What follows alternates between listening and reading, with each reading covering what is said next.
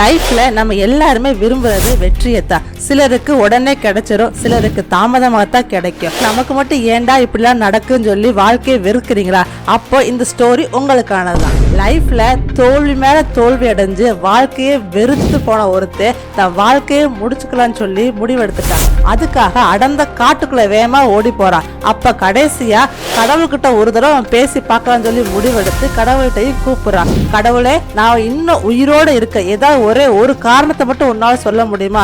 அந்த ஒரு காரணம் மட்டும் சொல்லு, நான் உயிரோட இருக்கேன் அப்படின்னு சொல்லி சொல்றான். உடனே கடவுளும், நீ இப்ப இந்த காட்டுல தனியத்தானே இருக்க, உன் பக்கத்துல என்ன இருக்குதுன்னு சொல்லி கேட்டாரு. அதுக்கு அவனும், வெறும் புல்லும் உயரமா வளர்ந்த மூங்கில் மரம் மட்டும்தான் என்கிட்ட இருக்கு, இதால எனக்கு என்ன யூஸ்ன்னு சொல்லி கேட்டான். அதுக்கு கடவுள் சொன்னாரு, நான் சொல்றத நல்லா கேட்டுக்க.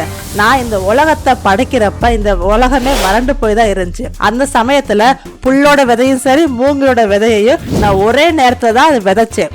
வருஷத்துல புல்லோட விதைகள் மட்டும்தான் முளைச்சு பூமி எல்லாமே பரவி இந்த வறண்டு கிடந்த பூமியவே பச்சை பசேல்னு போர்வை போத்துற மாதிரி மாத்துச்சு. ஆனா மூங்கில் விதைகளும் முளைக்கவே இல்லை. அது முளைக்கிறதுக்கான எந்த விதமான அறிகுறியுமே இல்லை. 2வது வருஷமும் பார்த்தேன், புல் எல்லாமே நல்லா வளர்ந்து பெருகி இருந்துச்சு. ஆனா மூங்கில் வளரவே இல்லை, அப்படியே தான் இருந்துச்சு. 3வது வருஷம் பார்த்தப்ப நிலைமை அதே தான். 4வது வருஷமும் இதே தான். ஆனா 5வது வருஷம் பார்த்தப்ப ஒரே ஒரு மூங்கில் விதை மட்டும் முளை விட்டு இருந்துச்சு. அதை அந்த டயத்தை புல்லோட கம்பேர் பண்ணி பார்த்தோம் அப்படின்னா புல்லோட ஹைட்டை விட இது ரொம்பவே கம்மி தான். ஆனா 6வது வருஷம் பாக்குறப்ப எனக்கே பயங்கர ஷாக். ஏன்னா புல்லை விட மூங்கிலானது கிட்டத்தட்ட 100 அடிக்கு மேல பூமியவே ஃபுல்லாவே வளர்ந்து படர்ந்து இருந்துச்சு. பாத்தையா, கிட்டத்தட்ட 5 வருஷமா மூங்கில் விதை எல்லாமே முளைக்காம இருந்துச்சு. எதுக்காக இதெல்லாம் காத்து இருந்துச்சு? எந்த ஒரு கிளைமேட்டையும் சகிச்சு வாழ்ற அது ஆற்றலை தான் கிட்டத்தட்ட 5 வருஷமா அது கத்துக்கிட்டு இருந்துச்சு. ஒரு மரம் உயரமா வளரணும் அப்படின்னா அதோட வேர்கள் பலமா இருக்கணும். அது தன்னை போதுமான அளவு பலப்படுத்திக்கிறது அப்புறம் தான் முளைக்கவே ஆரம்பிச்சிருக்கு. அதனால பெரிய புயலே வந்தாலும் அதை ஈஸியா ஃபேஸ் பண்ணி நிக்குது. அது மட்டும் இல்லாம நான் படைச்ச எந்த ஒரு உயிரினமா இருக்கட்டும் அதால எவ்வளவு தாங்க முடியுமோ அந்த அளவுக்கு சவாலை மட்டும்தான் நான் கொடுக்கறத தவிர அதால தாங்க முடியாத எந்த விதமான சவாலையும் நான் கொடுக்கறதே கிடையாது. என்னை பொறுத்த வரைக்கும் நீ இன்னும் முளைக்கவே ஸ்டார்ட் பண்ணவே இல்லை. இப்பதான் நீ உன் லைஃப்ல இருக்கக்கூடிய ப்ராப்ளம்ஸே நீ ஃபேஸ் பண்ற. இனிமேல் தான் லைஃபை பத்தின சவாலவே நீ கத்துக்கவே போற. நீ இப்பதான் உன் வேற பலப்படுத்தவே ஆரம்பிச்சிருக்க.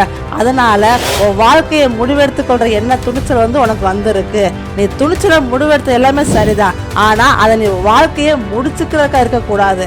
உன் லைஃப்ல என்ன பிரச்சனை வந்தாலும் அதை எல்லாமே தைரியமா ஃபேஸ் பண்ணி உன் லைஃபை விட்டு கொடுக்காம வாழ்ந்து காட்டணும்னு சொல்லிதான் நீ முடிவெடுத்திருக்கணும்.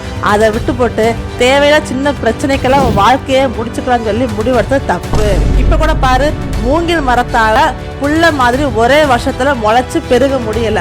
ஆனா புல்லு மூங்கில் மரத்தை மாதிரி பெருசா உயரமா வளர முடியல. இதுல இருந்து என்ன தெரியுது? ஒவ்வொருத்தருக்கும் லைஃப் ஸ்டைல் வேற. அதனால உன் லைஃபை மத்தவங்களோட கம்பேர் பண்றதை நிறுத்து. உன் லைஃப் வேற, அவங்களோட லைஃப் வேற.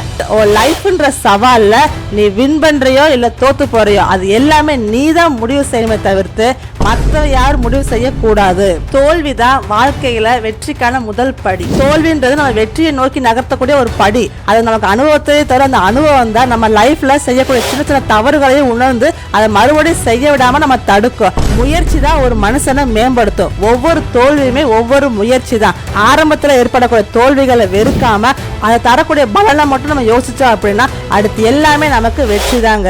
ஓகே ஃப்ரெண்ட்ஸ், இந்த வீடியோ பிடிச்சிருந்தா லைக் பண்ணுங்க, ஷேர் பண்ணுங்க. இன்னும் இந்த சேனலை சப்ஸ்கிரைப் பண்ணலாம், மறக்காம சப்ஸ்கிரைப் பண்ணுங்க. நன்றி, வணக்கம்.